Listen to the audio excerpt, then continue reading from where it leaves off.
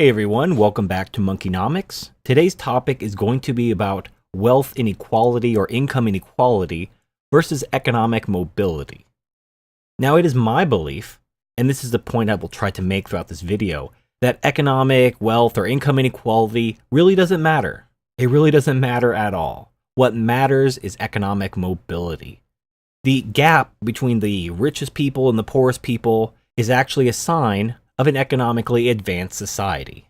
And I'll demonstrate that. I'm going to use several clips from several videos to demonstrate my point. So to get started, here's a clip from Crash Course Economics dealing with income inequality. Now, I generally like Crash Course Economics, but they do have a bias. They are run by PBS. So when they get into the more ideological topics as opposed to the basic economic topics, they tend to show their cards a little bit better. But let me play this clip from the video and then I'll talk about it.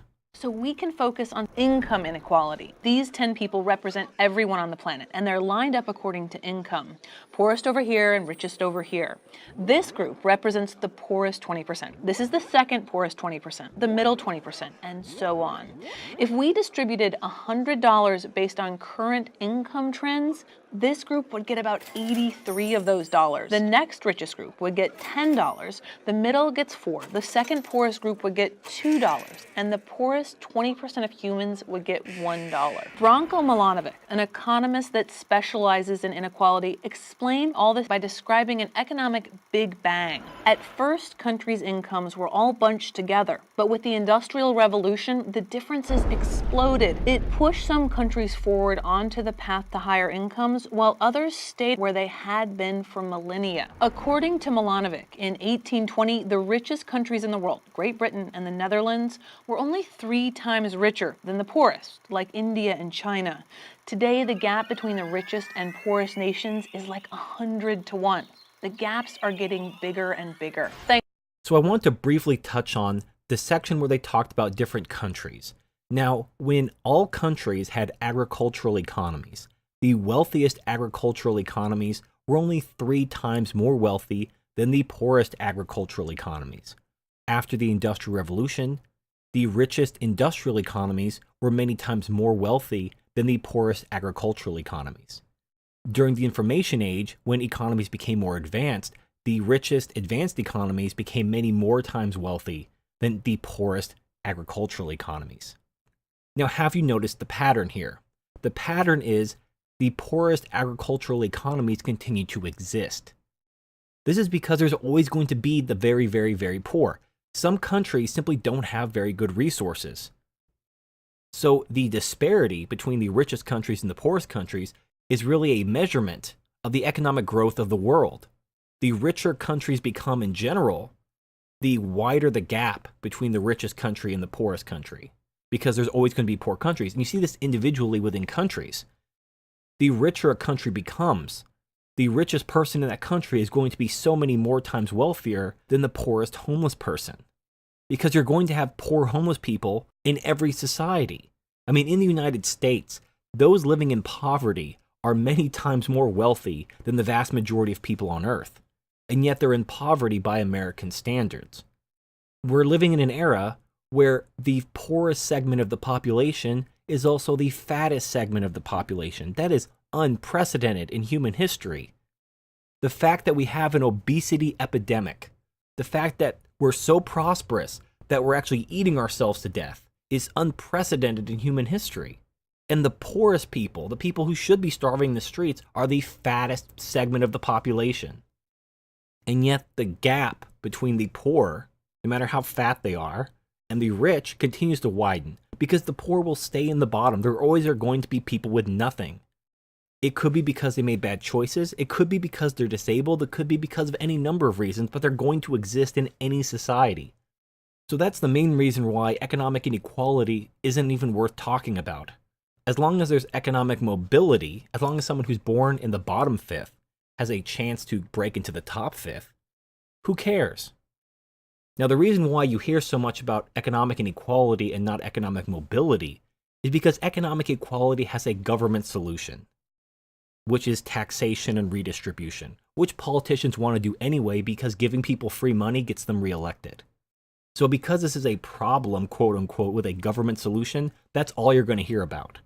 However, economic mobility does not necessarily have a government solution. In fact, government can be the problem. Government could be getting in the way of economic mobility. And if the government isn't the solution, if the government is in fact the problem, you're not going to see it talked about very much, especially those who promote government solutions. So let's move into the topic of economic inequality and economic mobility, starting with this clip from Dr. Thomas Sowell. Income inequality. Yes. Okay, listen to Paul Krugman, your favorite economist. Didn't I hear you say that? Not unless I was absolutely on LSD or my mind has gone completely. All right. Paul Krugman, writing in his New York Times blog, quote, "Since the late 1970s, the America I knew has unraveled." You might be willing to take that as... We're no longer a middle-class society in which the benefits of economic growth are widely shared. Between 1979 and 2005, the real income of the median household rose only 13%, but the income of the richest 0.1% of Americans rose 296%, close quote. The rich are not only getting richer, they're becoming dramatically richer, while everybody else is treading water. I love it. Well, all I have to hear is the word household income, and I know we're not serious. Why? Because households differ over time in size. They differ from one group to another in size, and they differ from one income level to another in size. For example, in the bottom 20% of households, there are 39 million people. In the top 20% of households, there are 64 million people. Over time, the households have been declining in size. So if you had a household in which, at some point in the past, there were 3 working adults, right, and now the household has only 2 working adults, and the family is making the same money they always made, that is not stagnation. That is a 50% increase in per capita income, which may be why one of the adults goes off and establishes his own household. He can afford to. So household income are utter nonsense. If you're serious, you look at per capita income, because per capita means one person, and it always means one person. It doesn't mean one person in 1980 and 1.5 persons in 1930, and so it always means one person. So if you're looking for a legitimate comparison, that's what you do. If you're looking to score political points, you go to household income and family income, and voila, you have your political points. All right, so now we've touched on the fact that per capita income is more indicative of the individual than household or family income, because household size varies based on economic conditions. I mean, you can see this every day. If you can't afford to live alone, you're going to find roommates, you're going to stay with your parents, you're going to do some sort of living arrangement in order to increase your standard of living. This is going to increase the household size and thus the household income, because you're all combined.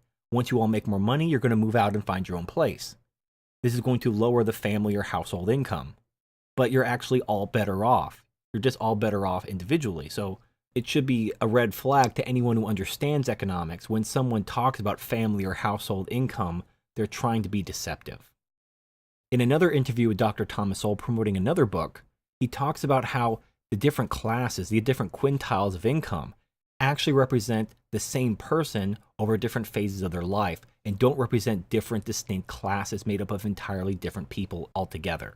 Although people in the top income brackets and the bottom income brackets, the rich and the poor, as they are often called, may be discussed as if they were different classes of people, often they are in fact the same people at different stages of their lives. Close quote. Yes. So getting worked up about income inequality is pointless, ill-informed? But, yes, and sometimes it's simply a propaganda trick, depending on who's doing it. I read Piketty's stuff. Thomas Piketty, the French economist who published a book this year called Capitalism. Right, and he's a star around the world for doing so. And he talks about how the top 10% are separate from the rest of us, and they are able to do all sorts of nefarious things. And then since then, I've gone and done a little research, and it turns out that 56% of all American households will be in the top 10% at some point or other in their lives, usually when they're older. Wow. Over half. And over half will be in the top. All right. Yes, and actually, when you get down to the top 1%, it's even more incredible. Of all the people in the top 1%, in the course of a decade, the majority, the great majority, are there 1 year. Only 13% are there 2 years.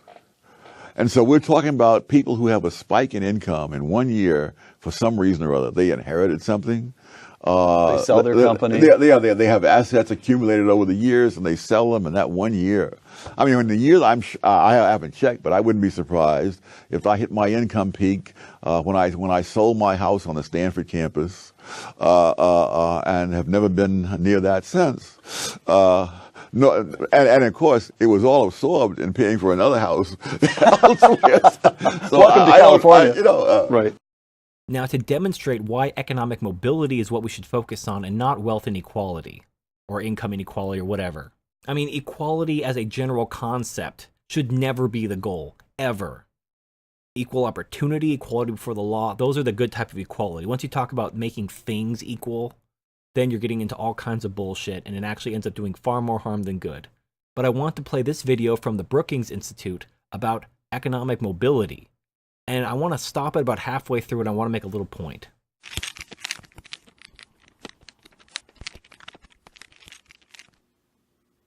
We're going to talk about inequality and opportunity in America. Let's start by dividing the population up into 5 equally sized slices. If you're boring like me, you might call them quintiles.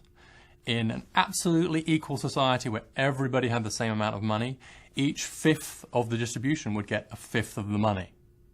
It would look like this. Of course, that's not how it is. In the real world, the bottom quintile, the bottom fifth, gets 5% of the money, and the top fifth get more than half the money. But I think in terms of fairness, and certainly in terms of American fairness, the question's less what's the gap between the bottom and the top, and it's more what are your chances of making it from the bottom to the top? How mobile is society? How far does where you're born on the ladder affect where you end up on the ladder? So in a perfectly mobile society, an opportunity utopia, being born down here in the bottom quintile would have no effect on where you ended up. You'd be equally likely to make it to the top as to stay at the bottom. But now I want to show you what it's really like. Right now, for the people born at the bottom, more than 1 in 3 of them will remain stuck at the bottom, and just 1 in 10 are going to make it all the way up to the top. That's bad enough, but it's even worse for certain groups in the population. If you were born in the bottom quintile and you're a black American, you have a 50% chance of remaining stuck at the bottom and just a 3% chance of making it Horatio Alger style all the way to the top. So this is the picture for black America. For white Americans, the picture looks close to that utopia with roughly the same chances of making it to the top of the distribution as of being stuck at the bottom. It's those who are born at the bottom and are raised by parents who are never married. And for that group, the odds of making it to the top are pretty slim as well. For them, it looks like this. For those raised by married parents, it looks like this. Again, it's pretty close to what you might hope for in a perfectly mobile society. Those who are born at the bottom, if they're raised by married parents, have a pretty good chance of making it to the top. So Richard Reeves talks about how black Americans are disproportionately economically immobile.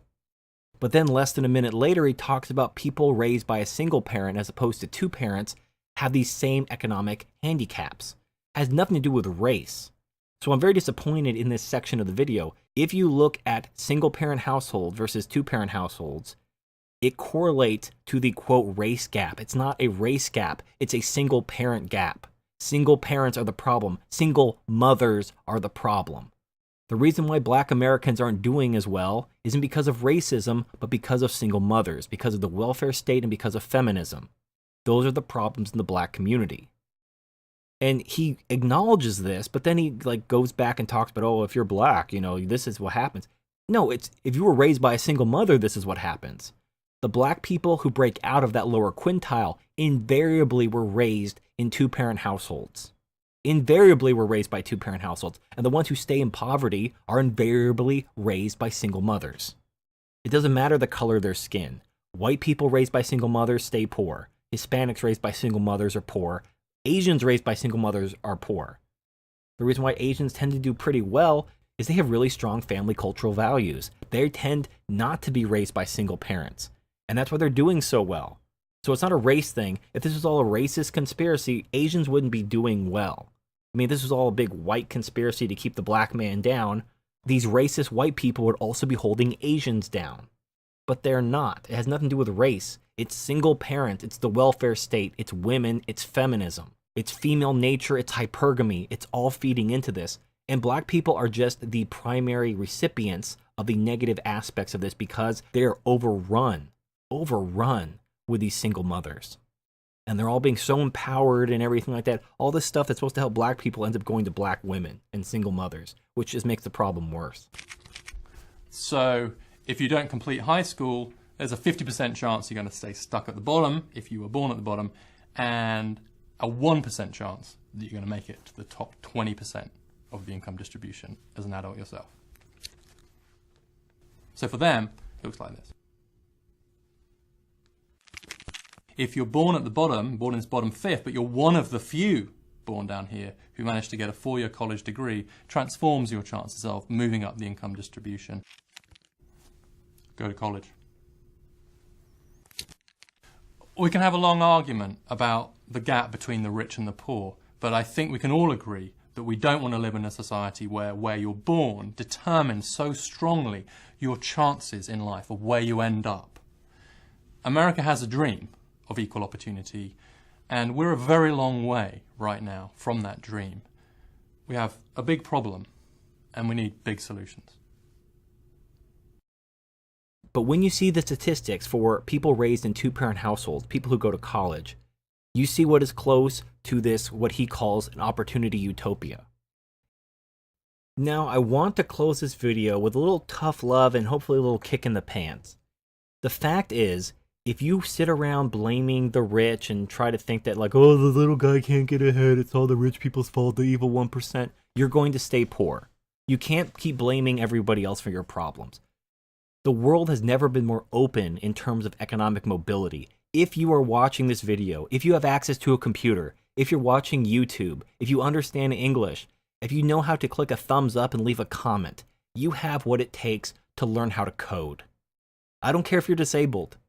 I don't care how fat or whatever the fuck's wrong with you. If you can watch this video and understand the words coming out of my mouth, you could learn to code, which means you can have a high-paying job if you want it. I understand if you're disabled or have something going on, you physically can't work most jobs. But again, if you have YouTube, if you have access to a computer, if you have internet, if you're listening to these words, you have everything you need to learn to code. There are free courses out there which will teach you how to code. In a previous video in my Monkeynomics series, I talked about a website called Allison.com, which offers free training courses that you can get certifications, real certifications to add to your resume. They're not accredited because accreditation costs money. However, they will make your resume look good. So if you're having trouble getting hired because you've been out of the job market for a while, go to Allison.com, get some certifications, add it to your resume, see if that helps. If you want to learn IT, if that's more your thing, and I highly recommend getting some training in IT or technology or computers or coding or something, there's actually a website called cybrary.it, which offers free IT certification prep materials. And the test only costs a few $100s. And I've talked to people who work in IT. They will hire someone with a certification over someone with a degree. And IT jobs pay a lot. So money is not holding you back. And again, if you have access to a computer and internet, if you're watching this YouTube video, you can do this right now. And I'll post links to these all in the description, cybrary.it. Another thing is if you want to learn how to code, there are websites like Khan Academy and stuff like that, which will teach you how to code for free. For free. So if you're spending all your days playing video games and jerking off to porn and waiting for the world to somehow like hand you a job and you're complaining about how poor you are, you have no one to blame but yourself. Do something with your time. Do something productive. Even if you're physically disabled, you can code. So do it. There are jobs. They're looking for people, coders and IT professionals for these jobs that pay a lot of money. The opportunity is out there. The tools are before you. They are free. The fact that you're watching this YouTube video, proves beyond the shadow of a doubt that you have access to these tools. So don't tell me you can't do this. Now, if you choose not to take these opportunities, then you're lazy. You're lazy. Now, you could be like, well, it's too hard, blah, blah. Okay, well, then don't complain. Don't complain when you're poor because you refuse to take any opportunities. I don't care if it's hard.